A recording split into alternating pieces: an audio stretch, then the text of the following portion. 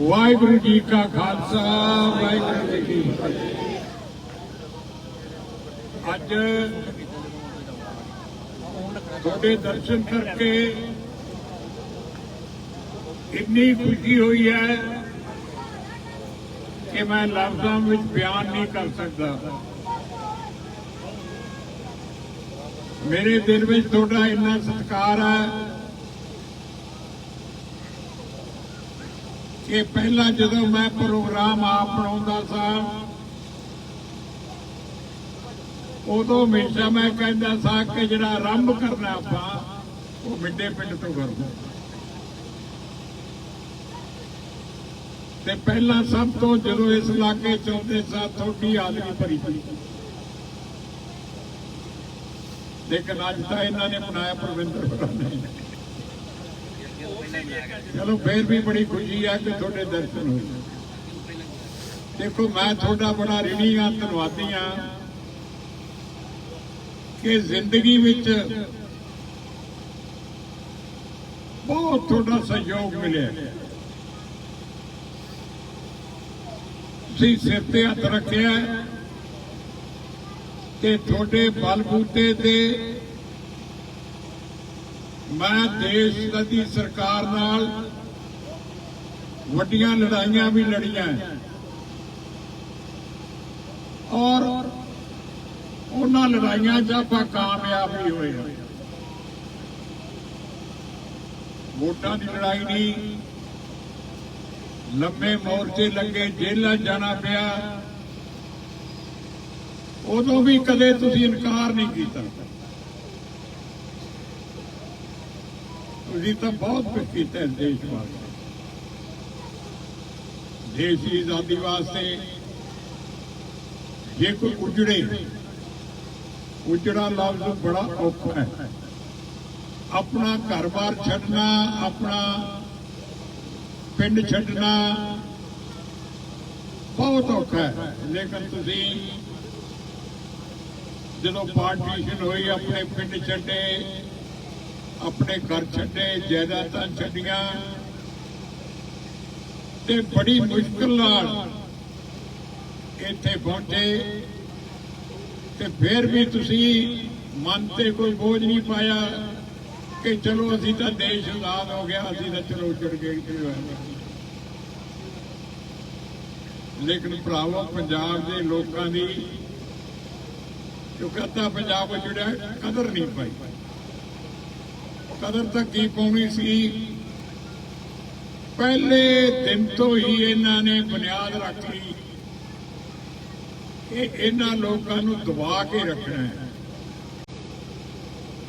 मैं वो फाइल वेखिया, उदों गवर्नर से जिहड़ा उन्हें लिखिया कि जिहड़े ये लोग उजड़ के आ रहे हैं पाकिस्तान तो,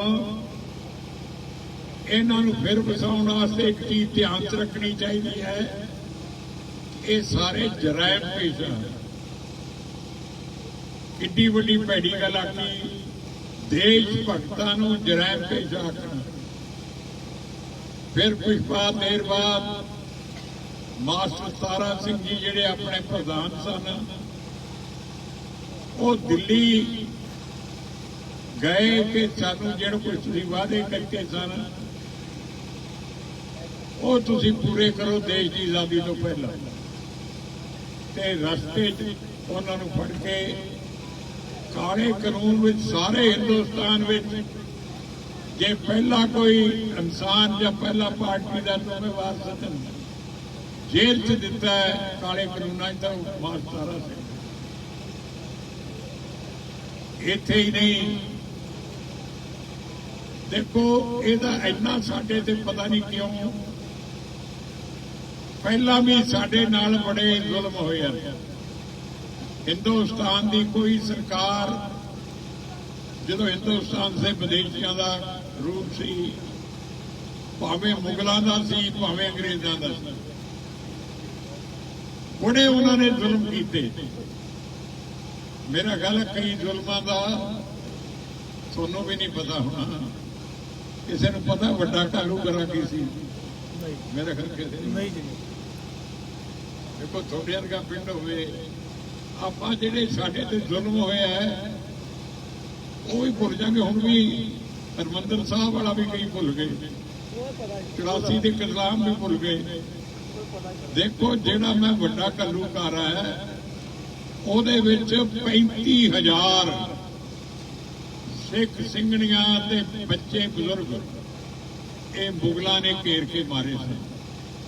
ਮੈਂ ਤਾਂ ਉਸ ਜਗ੍ਹਾ ਦਾ ਯਾਦਗਾਰ ਬਣਾਈ ਹੈ ਕਿਉਂਕਿ ਮੈਂ ਪਿਛਲੀਆਂ ਸਾਰੀਆਂ ਜਿੰਨੀਆਂ ਵੀ ਇਤਿਹਾਸਕ ਘਟਨਾਵਾਂ ਸਨ ਉਹਨਾਂ ਦੀ ਯਾਦਗਾਰ ਬਣਾਈ ਤਾਂ ਕਿ ਨਵੀਂ ਪੀੜ੍ਹੀ ਨੂੰ ਪਤਾ ਲੱਗ ਜੇ। ਪਤਾ ਨਹੀਂ ਤਾਂ ਫਿਰ ਕੀ ਪਤਾ ਲੱਗੂਗਾ। ਛੋਟਾ ਘੱਲੂਘਾਰਾ ਹੋਇਆ, 15,000 ਉੱਤੇ ਕਤਲ। ਫਿਰ ਦੇਖੋ ਬੰਦਾ ਸਿੰਘ ਬਹਾਦਰ ਜਿਹੜਾ ਗੁਰੂ ਗੋਬਿੰਦ ਸਿੰਘ ਜੀ ਮਹਾਰਾਜ ਨੇ ਹਜ਼ੂਰ ਸਾਹਿਬ ਤੋਂ ਤੋਰਿਆ, ਇਹ ਸਰਹੰਦ ਦੇ ਇਹ ਤੋਂ ਜਿਹਨੇ ਸਾਹਿਬਜ਼ਾਦੇ ਸ਼ਹੀਦ ਕੀਤੇ ਸਨ ਇਹਦਾ ਬਦਲਾ ਲੈਣ ਵਾਸਤੇ ਛੱਪਰ ਚਿੜੀ ਅਖੀਰ ਵੀ ਬੜੀ ਖੇਡਾਂ ਲੜਦੇ ਲੜਦੇ ਛੱਪਰ ਚਿੜੀ ਪਹੁੰਚ ਗਈ।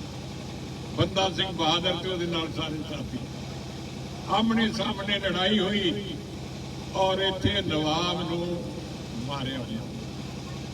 ਉਹਦੀ ਮੇਰਾ ਮਤਲਬ ਯਾਦਗਾਰ ਕੋਈ ਨਹੀਂ ਕਿਉਂਕਿ ਆਪਾਂ ਨੂੰ ਪਤਾ ਹੀ ਨਹੀਂ ਕੀ ਹੋਇਆ। ਹੁਣ ਤੁਹਾਨੂੰ ਤਾਂ ਥੋੜੇ ਬਹੁਤਾਂ ਨੂੰ ਪਤਾ, ਜਿਹੜਾ ਅਗਲਾ ਪੀੜ੍ਹੀ ਹੈ ਉਹਨੂੰ ਕੀ ਪਤਾ ਹੈ। ਛੱਪਰ ਚਿੜੀ ਕਦੇ ਜਾ ਕੇ ਮੇਰੀ ਤੁਹਾਡੇ ਕੋਲੇ ਬੇਨਤੀ ਹੈ ਕਿ ਜਿਹੜੀਆਂ ਗੱਲਾਂ ਜਿਹੜੀਆਂ ਯਾਦਗਾਰਾਂ ਮੈਂ ਬਣਾਈਆਂ ਉਹ ਇਸ ਕਰਕੇ ਬਣਾਈਆਂ ਕਿ ਆਪਣੇ ਬੱਚਿਆਂ ਨੂੰ ਵੀ ਵੇਖਾਓ ਤੇ ਆਪ ਵੀ ਵੇਖੋ। ਉਹ ਛੱਪਰ ਚਿੜੀ ਵੀ ਬਹੁਤ ਵੱਡੀ ਯਾਦਗਾਰ ਬਣਾਈ ਹੈ। ਔਰ ਇਸ ਤਰ੍ਹਾਂ ਕਈ ਇਹੋ ਜਿਹੇ ਇਨਸਾਨ ਹੋਏ ਹੈ ਜਿਨ੍ਹਾਂ ਨੇ ਬਹੁਤ ਵੱਡੀ ਕੁਰਬਾਨੀ ਕੀਤੀ ਹੈ, ਜਿਵੇਂ ਮੋਤੀ ਰਾਮ ਮਹਿਰਾ ਜਿਹਨੇ ਮਾਤਾ ਜੀ ਨੂੰ ਤੇ ਛੋਟੇ ਸਾਹਿਬਜ਼ਾਦਿਆਂ ਨੂੰ ਠੰਡੇ ਬੁਰਜ ਵਿੱਚ ਦੁੱਧ ਪਿਆ ਜਦੋਂ ਉਹ ਉੱਤੇ ਚੜ੍ਹਨਾ ਸੀ ਤੇ ਉਹਨੂੰ ਬਾਅਦ ਸਜ਼ਾ ਕੀ ਮਿਲੀ ਕਿ ਸਾਰੇ ਪਰਿਵਾਰ ਨੂੰ ਇਹਨੂੰ ਕੱਲੀ ਮੋਤੀ ਮਾਰ ਉਹਦੇ ਪਿਤਾ ਨੂੰ, ਉਹਨੂੰ ਆਪ ਨੂੰ, ਉਹਦੀ ਮਾਂ ਘਰਵਾਲੀ ਨੂੰ, ਉਹਦੇ ਬੱਚਿਆਂ ਨੂੰ ਉਹਨੂੰ ਝਪੀੜ ਦਿੱਤਾ। ਇੰਨੀ ਵੱਡੀ ਜ਼ੁਲਮ ਹੋਇਆ, ਉਹਦੀ ਵੀ ਯਾਦਗਾਰ ਬਣਾਈ। ਚਲੋ ਮੈਂ ਹੁਣ ਇਸ ਸਬਜੈਕਟ ਤੇ ਯਾਦਗਾਰਾਂ ਤਾਂ ਬਹੁਤ ਬਣਾਈ ਹੈ।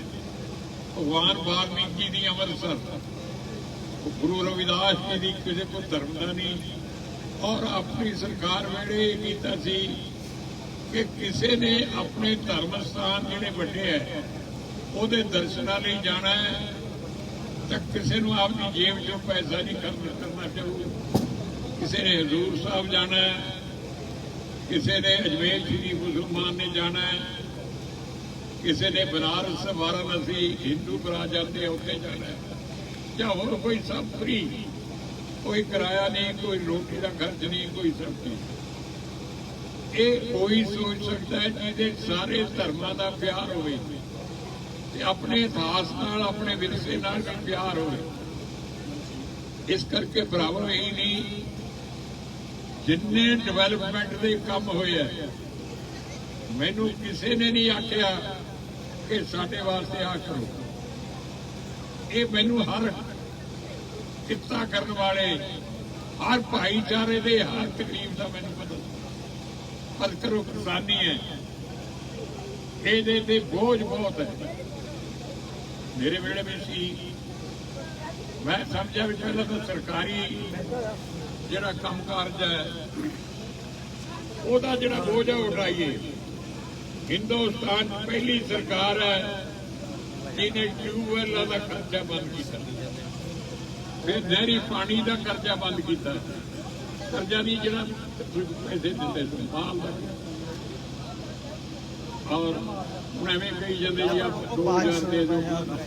ਇਹ ਤਾਂ ਦੇਖੋ ਜੀ 6,000 ਕਰੋੜ ਰੁਪਇਆ ਟਿਊਬਵੈੱਲਾਂ ਦਾ ਇਕੱਲਾ ਖਰਚ ਸੀ। ਫਿਰ ਗਰੀਬ ਭਰਾਵਾਂ ਦੇ ਆਟਾ ਦਾਲ ਸਕੀਮ, ਸ਼ਗਨ ਸਕੀਮ, ਇਹ ਸਾਰੀਆਂ ਚੀਜ਼ਾਂ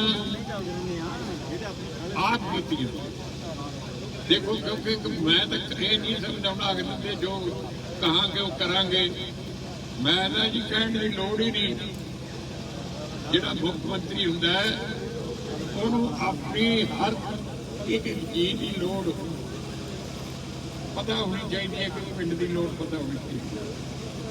ਮੈਂ ਦੇਖੋ ਭਾਈ ਸੰਗਤ ਦਰਸ਼ਨ ਕਰਦਾ ਸੀ, ਮੇਰੀ ਤਸੱਲੀ ਨਹੀਂ ਹੁੰਦੀ ਉੱਥੇ ਬੈਠੇ ਸੰਗਤ ਦਰਸ਼ਨ ਕਰਕੇ ਹਰ ਪਿੰਡ ਵਿੱਚ ਜਾਣਾ, ਹਰ ਸ਼ਹਿਰ ਦੇ ਵਾਰਡ ਜਾਣਾ, ਲੋਕਾਂ ਨੂੰ ਪੁੱਛਣਾ, ਇੱਕ ਇੱਕ ਬੰਦੇ ਦੀ ਗੱਲ ਕਰਕੇ ਉਹਦਾ ਹੱਲ ਮੌਕੇ ਤੇ ਕਰ, ਜਿਹਦੇ ਨਾਲ ਲੋਕਾਂ ਦੀ ਤਸੱਲੀ ਵੀ ਹੋ ਜਾਂਦੀ, ਮੇਰੀ ਵੀ ਤਸੱਲੀ।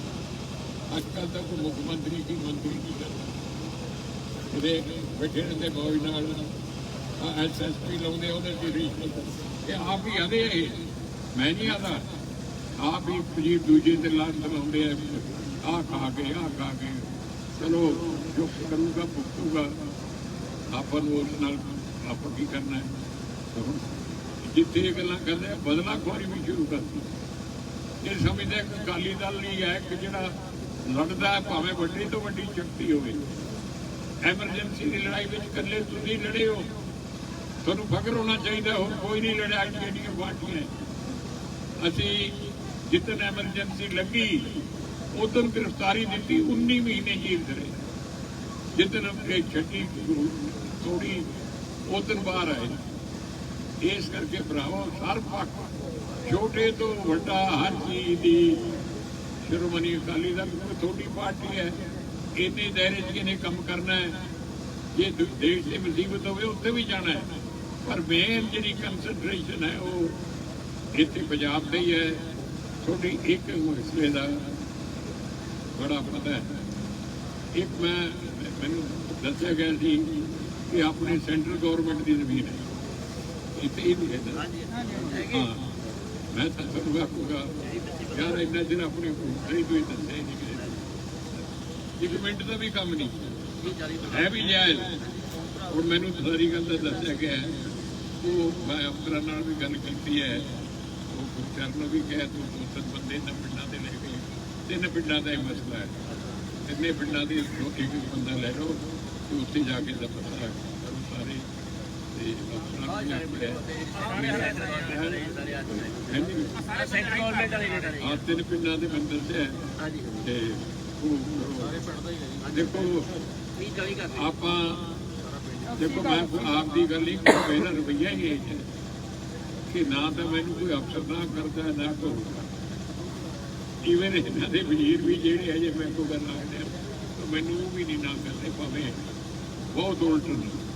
ਲੇਕਿਨ ਉਹ ਆਦੇ ਜੋ ਤੁਸੀਂ ਹੁਕਮ ਕੀਤਾ ਕਰਾਂਗੇ ਤੇ ਕੋਈ ਨਹੀਂ, ਕੋਈ ਤੁਸੀਂ ਕੋਈ ਫਿਕਰ ਨਾ ਕਰੋ, ਮੇਰੇ ਉੱਤੇ ਸਾਰਾ ਬੋਝ ਮੇਰੇ ਦੀ, ਮੈਂ ਜ਼ਿੰਮੇਵਾਰ ਹਰ ਚੀਜ਼ ਦਾ।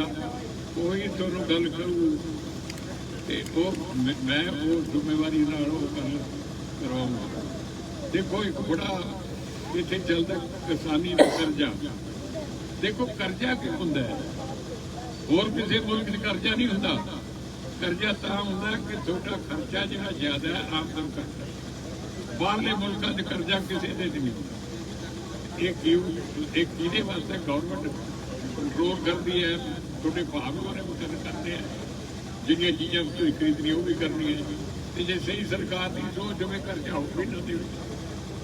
ਬਿਮਾਰੀ ਨੂੰ ਜੜੋਂ ਪਕੜੇ, ਜੇ ਬਿਮਾਰੀ ਲੱਗ ਗਈ, ਜੇ ਕੈਂਸਰ ਹੋ ਗਿਆ ਤਾਂ ਉਹਦਾ ਫਿਰ ਕੀ ਖੱਜਲ ਖੁਆਰੀ, ਇਲਾਜ ਕਿੱਥੇ ਹੋਣਾ। ਬਿਮਾਰੀ ਹੋਣ ਤੋਂ ਪਹਿਲਾਂ ਹੀ ਉਹਨੂੰ ਫੜੇ।